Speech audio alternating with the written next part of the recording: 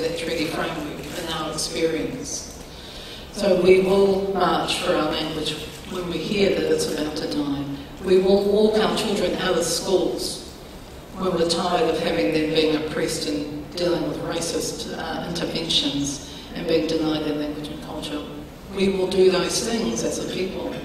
But it's actually the long-term developments now that we need to be considering in terms of our treaty relationship.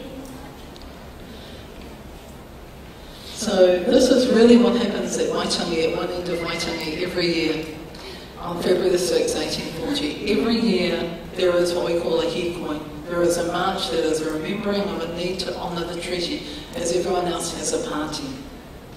And sometimes there are 500 people on that hikoi, sometimes there are 20 people on that hikoi. But that hikoi will always walk, and hikoi is to march. So that hikoi will always walk, no matter what. So this year we had a whole, in reading the various speeches that came from Waitangi yesterday, there's an increased response by our Crown to diminish the role of protest again within our communities. And a part of that is actually the Constitutional Review Panel that I'm on at the moment. And a key element of that review panel, which was appointed by the Māori Party and the National Party government, is to look at the place of the treaty within the constitutional framework. And then we have yesterday the Prime Minister of our country on Waitangi Day telling people how he thinks it should be, without the conversation even beginning. So we have a range of issues at the fore at the moment in terms of constitutional review and how we want the constitution to exist within Aotearoa, because we don't have a singular written constitution, but how we might look at that in relationship to our treaty rights. So I just wanted, before Veronica does some more specific stuff, just to talk a little bit about our treaty, because I'm not sure that many are aware of actually what constitutes Te Tiriti o Waitangi. The reason that we take the Māori, well, there are a number of reasons. The Māori version is the Indigenous version. The Māori writing of the treaty was what our people signed. Over 500 people signed the Māori language version of our treaty. Less than 50 or around 50 signed an English version. So actually our ancestors focused on our Māori language discussion and the way in which our treaty was constructed through our own language.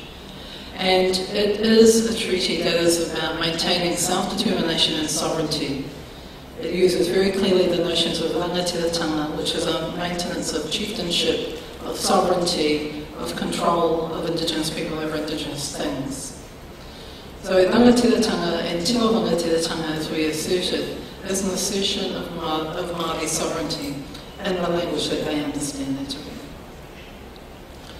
We did within our treaty acknowledge a need within the preamble for the Crown of the time to take control of those of their own people that were running rampant through our communities.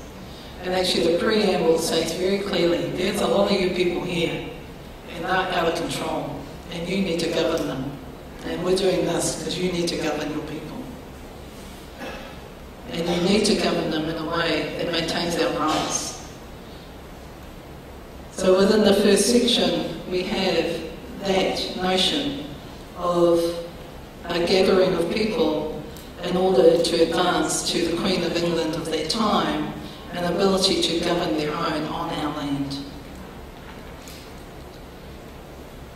Within the second part of the treaty is the assertion of rangatiratanga. And I'm just showing you the Māori language version. I realise you can't read it or understand it.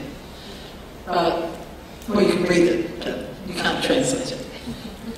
But it says very clearly that for rangatira, the leaders of the gathering, of all of the leaders of our country, we assert our tino rangatiratanga, we assert our sovereignty over all of our things, all of our taonga, the taonga katoa, over our forests, over our oceans, over our lands, over all taonga, taonga being treasures, over all things tangible and intangible, which is why we've always thought that language and culture is a treaty right.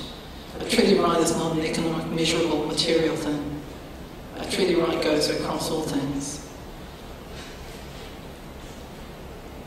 And that in doing so, in the third section, that we seek within their framework of how they govern their own an acknowledgement of our equal standing in that, within those rights. So as they govern on our land, we have an equal standing. So in fact, our treaty is very clear around those notions, and I think most Indigenous treaties are. The issue comes when they translate it and take their own translation.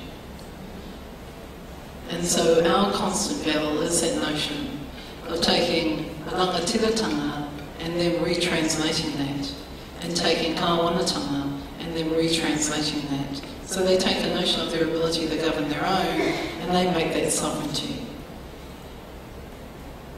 And then they prioritise their English language version, and then they set legislation around that framework.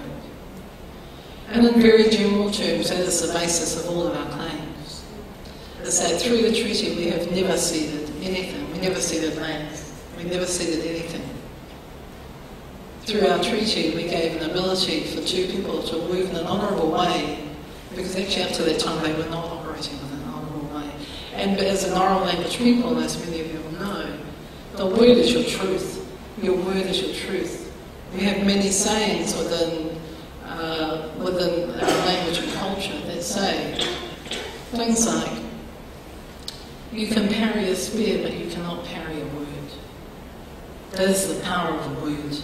That is the power of how we engage. It's the power of how we speak.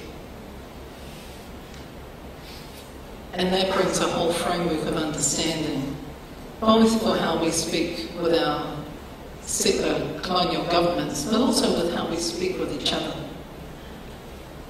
And so one of the things within our own framework as Māori is understanding that the word that we speak to each other has as much power as any form of spear that we throw, because it's a spiritual power.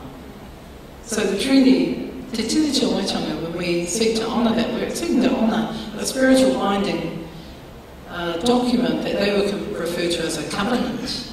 It has an absolute binding power in its word alone. And it's very clear in terms of our process over the last 200 years, as I said earlier, is that successor governments in our country have no intention of honouring it. So we really seriously need to look at ways of doing things. And I'm not saying that we haven't had settlements. We've had a raft of treaty settlements. We've had a lot of money. We've even had bits of land come back. We've even had them say sorry. We have a lot of apologies. They look like they're written, drafted word for word, and they just change the tribal name. That's how they read. But sorry means nothing. Apology means nothing if the next day you practice another act of confiscation of land. Sorry means nothing if the next day you shut down the only Māori language school in your town. So it's at a very surface level and at a very material level at which many of our treaty settlements have happened. Will that sustain Mother Earth? I don't think so. I don't think building a wall is going to sustain Mother Earth. I don't think that investing in private prisons, as our people are starting to do, to lock up our own people, is investing in the well-being of future generations. It's investing a financial package, an economic package, into the ongoing suppression of our people. So within the framework of treaty settlement processes, we're very constrained and limited in what we